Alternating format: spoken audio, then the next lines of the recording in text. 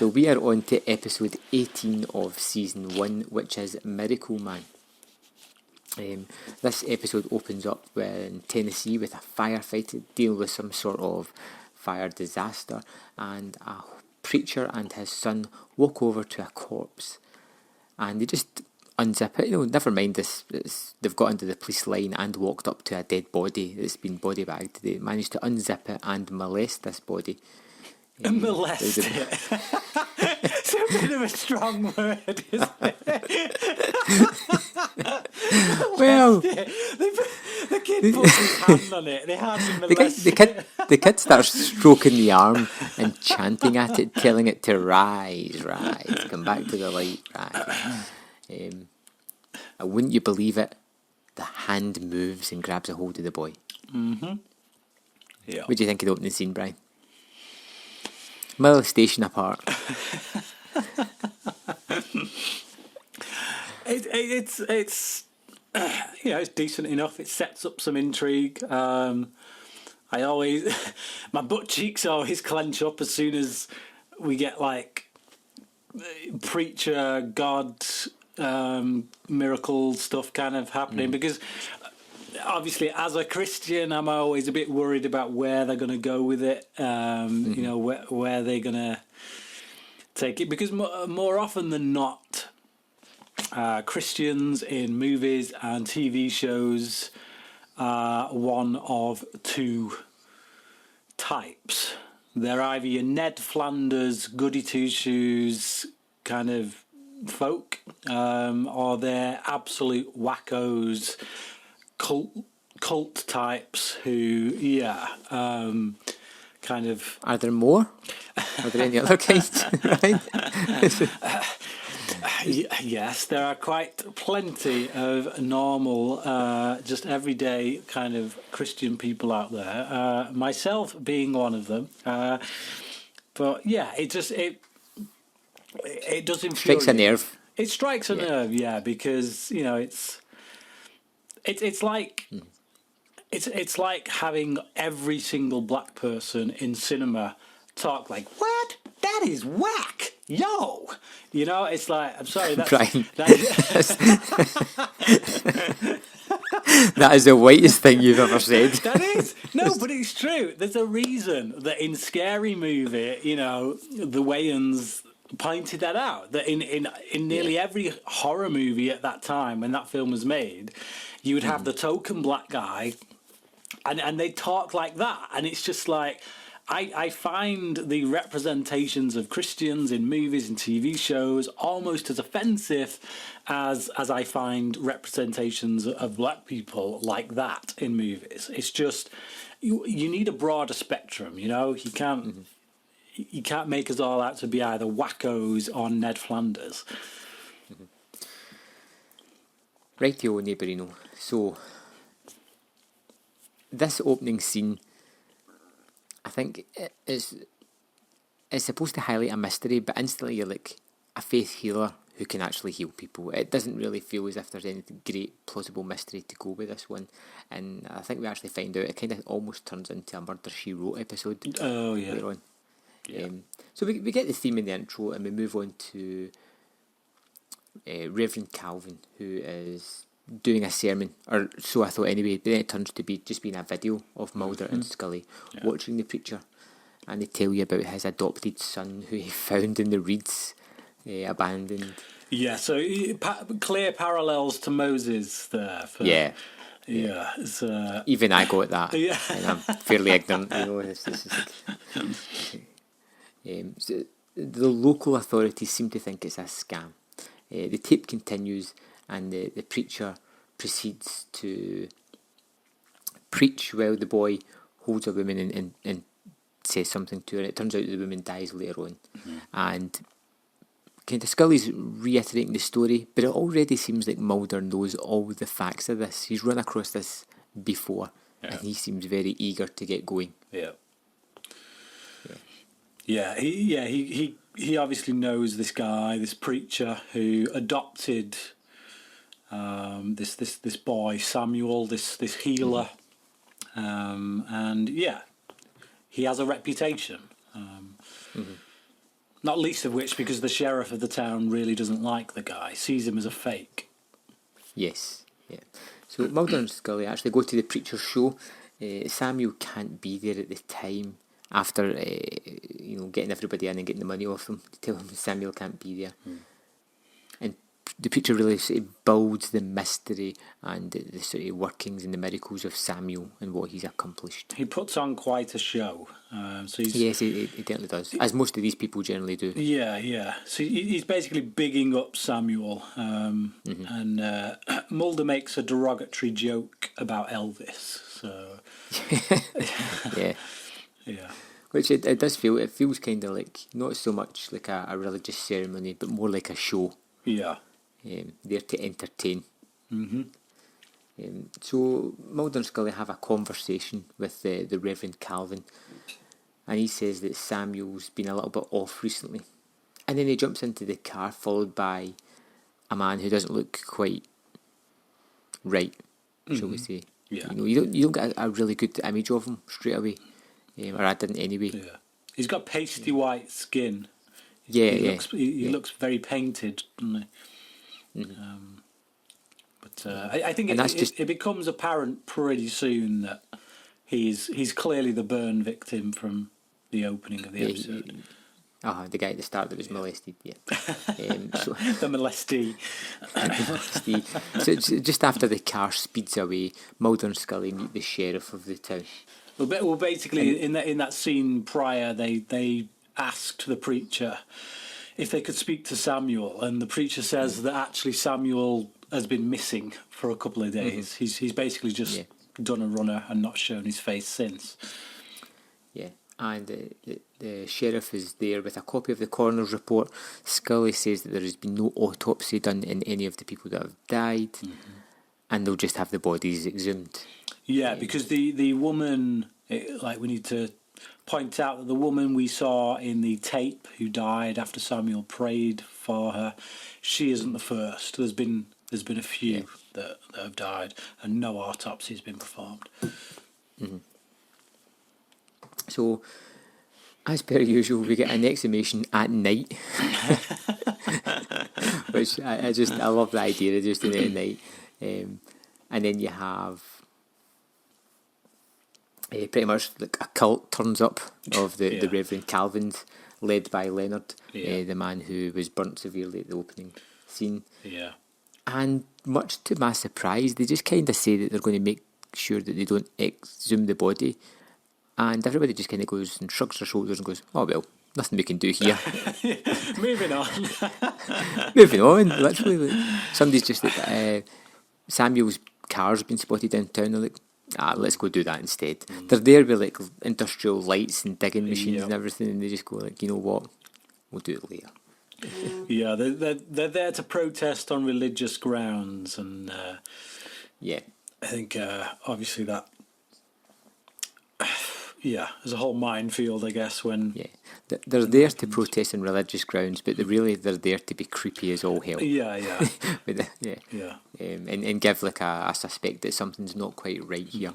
They basically look like the cult that was in the previous episode, Genderbender, that's the one, which goes back to my earlier point, which is that whenever you have these religious types in a TV show, particularly one like this, that they tend to be made out to be complete whack jobs or cults, like David Koresh kind of level cults. So we turn up to the bar where Samuel has been in a bar fight, and the sheriff is just adamant that he is a murderer. They just don't know how he's done it as yet. But Scully and Mulder talk to Samuel, who thinks his gift has been corrupted. Scully says Samuel says that Mulder is in pain and brings forth the idea of his sister. And it's as if Samuel knows about Mulder's past. And this really strikes a nerve with Mulder, obviously. Yeah. When Sheriff Daniels was kind of berating Samuel and stuff, Mulder actually goes some way to defending Samuel, essentially saying that just because they put on their shows and rake in the money, it doesn't make them killers. So even though Mulder can make a few wisecracks about Elvis and whatnot, at the end of the day, he still has a level head when it comes to these people. He's not just going to throw the book at them for no reason. He needs evidence. But yeah, so we get to the scene in the bar. So basically, Samuel. I think that scene you just said there happens in the bar. No, it happened when Sheriff Daniels comes and tells them about the woman, and Scully says that there's been no autopsy done on these people. Okay. And then he says, "Yeah, well, they're a bunch of religious nuts, and like this, that, and the other." And but so Mulder and Scully talk to Samuel in the bar, and the thing here that I guess is a little surprising is that Scully doubts him. She's the one in this episode who really doesn't buy into anything that Samuel is doing, and she says that she doubts him, but not God. But there are times during this episode when there are certain things that she says that, from a Christian perspective, from my kind of outlook, they don't really sit that well with me. It's almost like she's a sitting on the fence kind of believer. Like, she says she doesn't doubt God, but then she talks about science almost in this way as if it's it's muddled. If we carry on, don't just zip off. Let's stick with this scene a sec, because this is a pretty meaty scene, because this is where cards get laid out on the table, essentially. Because Samuel basically does this mind trick he messes with Mulder's head basically by calling out the fact that he knows he's got this pain about losing a sister, which obviously that's like a trigger word for Mulder. That's it, boom, he's in. But Scully obviously is very skeptical in this, although she does come at it from an angle of someone who believes in God. So as I said, she says that she believes in God, but not in Samuel. Like, she doesn't really have the faith in Samuel. And then there's something I find quite interesting that Samuel says to Mulder. He tells him about his pain and his sister, and then he says, "Open your heart. He might just open yours." God watches over his flock. He gives us signs every day. Open your heart, and he might just open yours. And I feel like essentially that is the theme of the episode. It's despite everything we're going to see, whether these guys are weird, wacky cult members, or whether they're proper doubters, or rational thinkers, or what, I think the overriding message of this, and we'll see it when we get to the final moments with the sheriff and his wife, is that actually, if you're not looking, you're not going to see it. And faith, belief, faith begins with that decision to believe, the choice to believe. You have to choose to believe first before you can see the results of that faith, kind of thing. That's kind of what I feel like the episode is about, so to speak. Right. It's always interesting to get to something that touches on religious motifs, because you seem to read a lot more into it than I generally do. Well, yeah. I just think it's that's understandable. Yeah, I mean, it's a meaty scene, and I think, like I said, I'm not entirely sure on Chris Carter's faith, but I know that he has one. In these special features on one of the movies, Frank Spotnitz, who's like the other big producer on the show, when they were doing that second film, Chris Carter wanted it to be this film all about faith and stuff, and it still is. But Frank Spotnitz is like, look, Carter believes in all that stuff, I don't. So I didn't want this film to be some kind of religious thing. So I want, so Spotnitz basically toned it down a bit. So there was always this thing between them that somewhere the X-Files film or whatever episode they're making at that time ends up finding a middle ground between those two opposing opinions. So I look at this episode and I think how much, bearing in mind Chris Carter wrote this one, how much of his faith is coming through in this episode. And I feel like what he's trying to say here is that actually you don't have a faith because you're not willing to open your eyes and see what is right in front of you, I guess, is what I think he's trying to say here. That you first have to open your heart before God can open your eyes. Okay, so we'll move on to the courthouse scene, where the lawyer is arguing fervently for Samuel's freedom, and Samuel actually argues against it. And just as the bail is getting set, there is a swarm of locusts in the courthouse. Is it just me who thinks that Samuel looks like what was the name of that actor? Taylor Kitsch. Right. Yeah, I can see that. He really reminded me of Taylor Kitsch, but yeah, locusts. We've done the reference to the Moses basket. Why not continue that further and have the 7 plagues of Egypt unleashed on a courtroom? Yeah.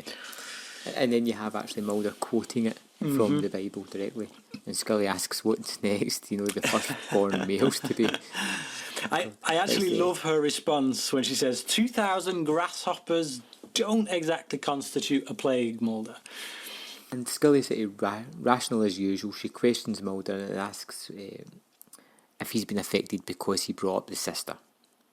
And Mulder just kind of sidesteps that question completely and moves on to these files that he's got of Samuel that prove, or in his mind prove, that he's been able to heal certain people. It's like Mulder theorises that it's because he's trying to do the Scully on him. He's rationalising it. He's saying it's all about the electromagnetic field of the body, and he's altering that, which is helping to cure these people. And he's saying, so if he can use that energy to cure people, then there's a good chance he could also use it to kill them. Yeah. And then there's a knock at the door, and Leonard is there, and he tells him that they've been invited to meet the Reverend. Yeah, how lucky they are. Yeah, Hartley thinks that Daniel is... Daniels? Yeah, Sheriff. Yeah, so Hartley thinks that Sheriff Daniels is setting the boy up, and he asks them to come up to the ministry tonight and see Samuel do his healing. But it's very... what do you make of this character, this Hartley guy? The Reverend. Is that the Reverend? He's very sleazy and I think manipulative. I think what he says is one thing. His whole nature is something completely different. He's speaking the words of God, but he's doing it in a sort of showmanship type of way. He's trying to draw people in. His lifestyle is not one of your general preacher type that I think of. When I think of a reverend or somebody, I don't think of luxury, multiple cars, jewellery, an entourage. I think of somebody a little bit more down to earth, someone that it gives a little bit more rather than takes. That's my opinion. Yeah, he's made a business out of Samuel, hasn't he? And you kind of feel like the two of them are opposites. So you've got Samuel, who's very much kind of led by his faith. He kind of beats himself up a bit because he thinks that for some reason God is punishing him for his lack of faith, which in itself is a really warped theology, I think. But yeah, this guy Hartley also really warped theology at times. Just some of the things he says, some of the things he comes out with, you're just like, dude, check yourself. Yeah. And then during this conversation, Mulder happens to look out the window and sees a little girl in a red dress. Yeah. Immediately, you think is supposed to represent his sister. He runs out the house, and obviously there's no girl there. It's all in his head. Well, to be honest, she looked like one of the Eve clones. Yeah. Yeah, I've got a drink for you. And he tells Scully straight away, which again reinforces the fact that he's not hiding these things. He's quite open and free with her. Yeah. You know, I saw a girl. And he also sees Samuel at the window as well, looking down at them. What do you think about this element here? Because I know in the past, particularly going back to the episode Conduit, when I think we both agreed really that the Mulder's sister was being used in a rather kind of heavy-handed way. I kind of feel that with this episode, to be honest. Yeah, I think it's a hangover from Conduit. Every time they say the word sister, I go, oh, yeah, not anymore. But I like the fact that he's having these kind of visions of her. I don't think they're played out as well as they could have been, but I like that aspect more than the fact of people constantly, saying it to him. Oh, sister, sister, sister. For me, I think it was enough to have Samuel in the bar say, I sense your pain. You've lost a sister. Leave it there, but when they start showing us these glimpses of Samantha, I think it's just, really heavy-handed. It takes me right back to Conduit. Yeah, and that wasn't a good episode at all. So we get to the preacher's show, and we have a young girl and her family who are eager to be seen, and Leonard talks to them, says, why don't we see if we can get you a seat down the front row? And then we see Samuel kind of saying to the Reverend that he doesn't want to go on, he doesn't feel good, things haven't been going as well as they should have, people have been dying, he's really reluctant to go on.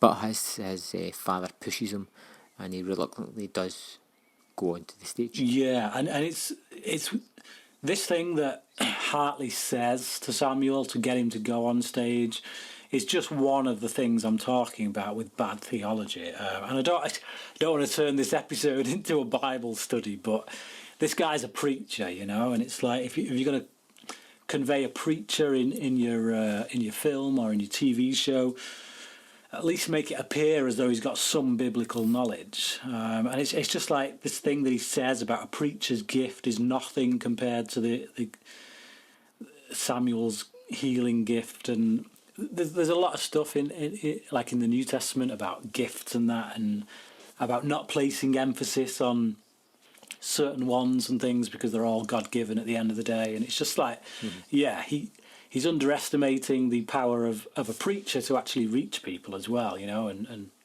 spread the word. But again, that's just a load of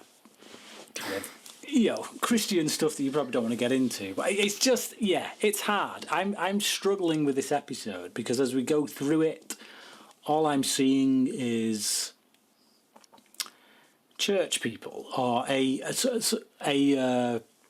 particular interpretation of church people, and it's not one that I prescribe to personally. It's not one that I enjoy watching, I gotta say.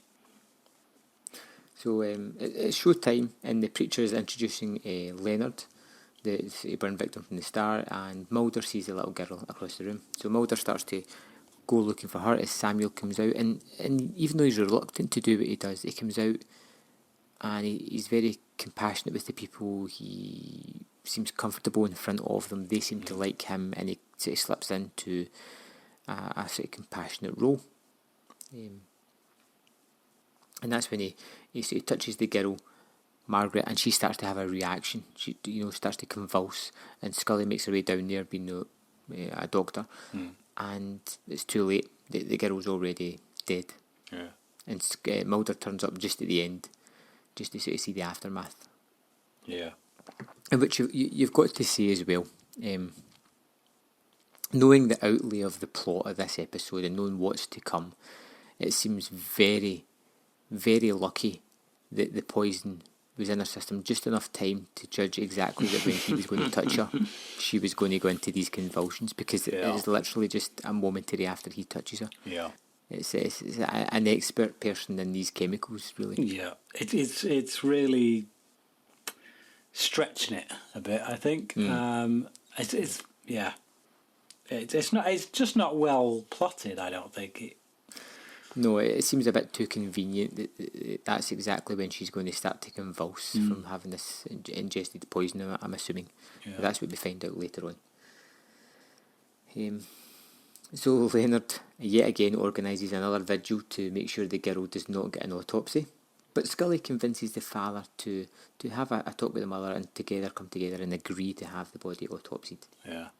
There's a nice exchange between Mulder and Scully as well, in which Scully says, God never lets the devil steal the show. And Mulder says, you must be a really big fan of The Exorcist. And she's like, it's my favourite film, actually. And just after that, the father comes back and they've agreed to the autopsy. Which, of course, you have the next scene, which is Scully doing the autopsy. And she asks Mulder to take a look at something, and his response is just, do I have to? Yeah, I mean, there's another line of dialogue from Scully as well, which this is actually the line, I think. When I told you to scrap the thing before, I couldn't think of the example, but it's just how Scully says that she's a believer and whatnot, but then she comes out with this line where she says, don't discount the power of suggestion, talking about the girl Mulder keeps seeing. Imagine a miracle and you're halfway there. And it's almost like, you know what I mean? It's like coming from someone who should believe in miracles because she believes in God. You know, she's the Catholic. She's the one who's a believer on that front. She's almost saying to me in that line of dialogue that actually the power of the mind half the time creates the miracles. If you believe it, then if you believe it hard enough, it's going to happen. That's kind of what it feels like. But I guess in one way, you could relate this back to the line of dialogue we had from Samuel earlier, in which he says, what was the line when he said, open your heart and then maybe God will open your eyes. So I guess it could be a kind of variation on that line, which is that Scully is saying, if you imagine a miracle, i.e. if you open your heart, then you're halfway there, i.e. God will open your eyes. But I don't know, it feels like a bit more of a pessimistic way of saying that, or a humanistic way of saying that. Do you get what I'm trying to say? Mm-hmm. Yeah, it just feels to me like, considering she's the one who believes in God, she seems a little bit too sceptical with regards to where the source of a miracle comes from. I can see your point. It wasn't something that I see while watching the episode, but I can see where you're coming from. Yeah. So after the autopsy, Scully discovers that it's arsenic poison or something similar to that. And in jail, Mulder goes and tells Samuel that he's going to be freed in the morning. He didn't do anything, it's not his fault. But Samuel already seems intent on punishing himself. Obviously, he feels very guilty about what has happened. He feels that he has had some input in what's happened to these people. Yeah. And then I did notice this scene here when Mulder's talking to Samuel. I felt it got a little bit sinister almost at the end. When Samuel's talking about the devil's tricks and things like that, it just a little bit of an unease crept in, like, what's actually happening here. No, it does, and to me that's again one of the things that I don't like about it, because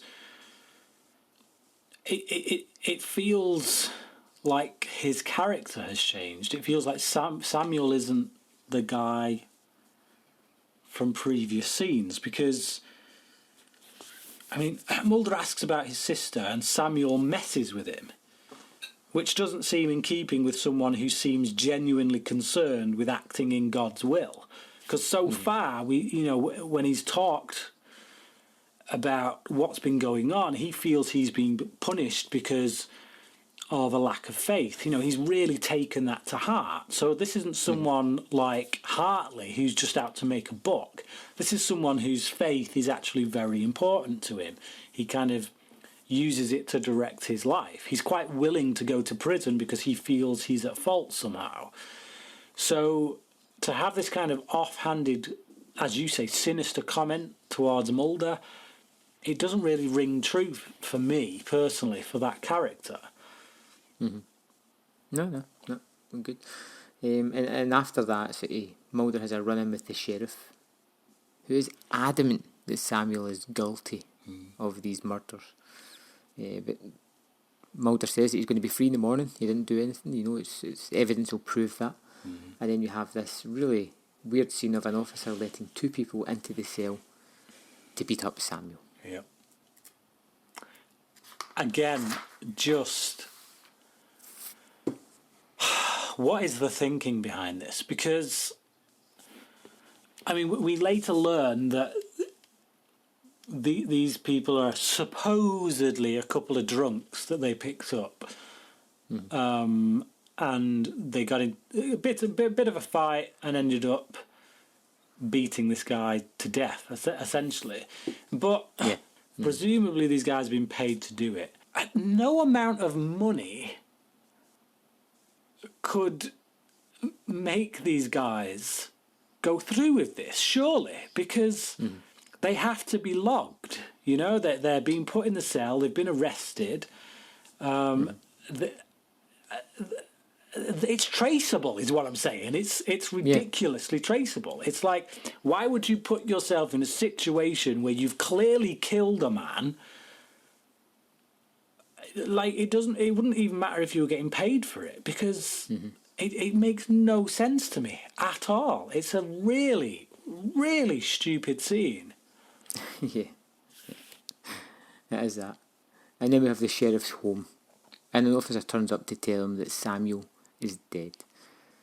And then we get to the prison, and the reverend sort of challenges the sheriff and blames him for the death of his son, or his golden calf. Yeah. And this is when Mulder and Scully go back to the courthouse. They're kind of looking. They've decided that now they better look for where the locusts came from. Yeah. What exactly? You took the question right from my lips. It's like, why are they only just investigating this now? Right, and I've got to say, this is awesome. A trail of the potato. Absolutely love it. It's literally like a little trail of potatoes, one following another down the shaft. But they didn't seem particularly small cut either. It seemed fairly large, and they seemed fairly untouched. Yeah. Awesome. I don't have words for it, Brian, to explain it, but the potatoes were great. So in the Reverend's house, there's a lightning storm, and Leonard is stirring in his bed, and he opens his eyes to see the ghost of Samuel, who asks him why he set him up. Now, I don't think this came as a surprise to me. Leonard was behind all this. I don't know about yourself. No. It's signposted so much. Yes. I mean, the fact that we have the opening scene, in which we see this guy being brought back from the dead. They've placed so much emphasis on it that it has to come back at some point. Yeah. Whereas if they'd just done it a bit more subtly, like when we first were introduced to him, a few quick comments. Oh yeah, he brought me back. I was on the brink of death. I'd been burnt, and he brought me back. Boom, move on. But because we see that as the opening, as the thing that kicks off the episode, and then we're reintroduced to this guy when he's older, that's always there. It's always kind of just, and you're looking at what he's doing, like when he when he's the first one to greet that woman at the door who ends up having the seizure in the wheelchair. So it's really signposted. Yeah. And somebody surmises that he's ingested cyanide, but before he dies, unlike Margaret, who we seen earlier on, it dies almost instantaneously. This guy's got enough time to sort of lay out what's happened. Yeah. He's seen the ghost of Samuel and why he sort of set up the church to fail, or this religious sect to fail. It's like you said before. It literally plays like an episode of Murder, She Wrote. It's a murder mystery, but there's not much mystery. Yeah. So it goes back to Scully writing up a report, pretty much summing up the conclusions of the court, and it kind of jumps to Mulder, who's packing up when the phone rings, and he quickly turns up at Scully's door and tells him that Samuel's body has gone missing from the morgue. Yeah. This is as she's writing her report, in which she is very dismissive of the possibility that miracles were happening in Kenwood, I believe the town is called. Yeah. I mean, she flat out says it's pretty evident no miracles have been happening here in Kenwood, which is quite offensive, I guess, to many believers. And I don't mean even just in that group of that particular ministry, but all the other churches that must be around there who probably do believe in miracles and maybe feel that they've seen them. But yeah, Scully in one dismissive comment just gets rid of all that. But hey ho. Yeah. And then you have him sort of interviewing the nurse at the morgue, who just said that she saw Samuel walking out of the building. Yeah. And Scully literally rolls her eyes as she's telling this story. I don't know if you noticed that. She's just sitting in the background, just rolling as much as she can. And then we have a nice scene that I quite liked when the sheriff goes home, and his wife just pretty much has a go at him. Like it was a scam. He was a fake, wasn't he? Yeah, and again, this plays. See, this is like the only thing I think the episode does well, is that it sets up that idea which I first talked about in that bar scene with you have to open your heart before God will open your eyes, and because the sheriff's heart wasn't open, he never saw miracles. All he saw was a fake. All he saw was a fraud, and as a result of that, it's possibly cost him his wife's illness, the cure. That's it. And you see that in her. So she's saying, "Are you serious right now? This guy could have possibly been the real deal, and all this time you've led me to believe he's a fake." So, yeah, it's this whole idea that of like what is faith, and it starts with this. It starts with a decision. You got to choose to believe before you gain faith, so to speak. But yeah. So then you get a sort of knock at the door, and it's the sheriff's kind of comeuppance. He's the DA wants to speak to him about what happened to Samuel. Yeah. And then you have Mulder and Scully just wrapping up about the case. Mulder actually says, they wanted to see what they saw,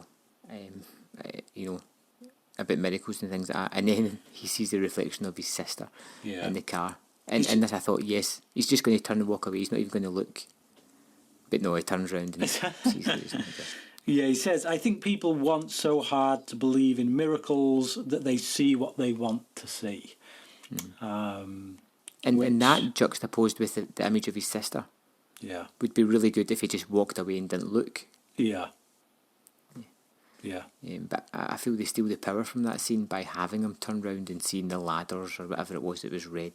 Yeah, definitely. No, I think you're absolutely right. That the right way to go with that moment would have been, especially after that line of dialogue, see the sister, get in the car, don't even look back. But there's two opposing kind of sides going on in this episode, which is open your heart, God will open your eyes, and then there's the other one, which is actually people see what they want to see. And I think that's the argument that has been being played out within the episode. Overall, this felt like a kind of filler episode almost. It piggybacks off of the previous episode's idea of seeing what you want to see or believing what you want to believe a little bit, but it doesn't even come close to touching that idea from the previous episode. The characters don't really further themselves, Scully and Mulder. It kind of highlights again Mulder's sister, who we haven't forgotten about and is quite apparent in our histories. I know you've got some points to say about the religious aspect of it. I really do feel, and I know we've said it a couple of times, it feels like a cheap TV murder mystery, maybe Murder, She Wrote. It feels like that kind of aesthetic about it. Whereas the mystery gets solved, nobody's changed, nothing's really changed at all, and everybody just goes back to their day-to-day business, and that's it. Yeah. Yes, I gave this episode 2 out of 5. Yeah, that's exactly what I give it. 2 out of 5. It's just, I do think there is a decent argument to be had in the episode. I think it presents 2 different kind of arguments, but I just don't think it argues them particularly well. I think it does it in such a way that a lot of the characters' behaviour, some of the things that certain characters say, just rings false for those characters. You know, you're putting words into Scully's mouth that I don't feel like she should say. And then you're getting someone like Samuel, who's painted as this very caring individual, a healer, and then he kind of, in the prison cell, we pointed out, he suddenly goes all sinister, and it's like I'm not buying that he would say that. So I just, and then you got stupid things like the sheriff hiring those 2 guys to go in the cell and beat him to death, and it's like, really, You honestly thought you wouldn't get caught? It's like the dumbest plan ever. So yeah, it's just not very well written. It's not well handled at all. Weighty themes just kind of lose any real meaning because it's just sloppy. It's really sloppily done. So 2 out of 5 from me. Okay, Brian, so tell us a bit about the next episode, which is episode 19, Shapes. Yeah, a werewolf episode. I love a good monster episode. I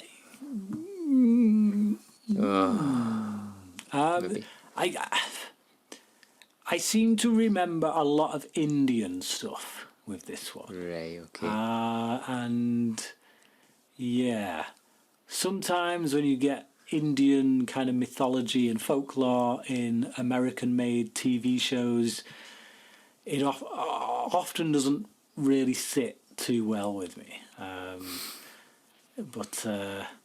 Yeah, I can't remember a lot about it. I remember some special effects from it when you see the close-up of the werewolf's face. I remember for some reason that image sticking with me. I think from what I remember, there's a twist in the end that you see coming a mile off. I could be wrong on that, but yeah, it's a bit hazy. I'm a bit hazy on this one. I don't think it's going to be a poor episode, but I don't think it's going to be one of the best ones either. Oh, I'm looking forward to this. I love a good monster episode, and werewolves are right up my street, so that's fantastic. Something to look forward to for me. Okay. And we'll see you back here for another riveting conversation about the X-Files.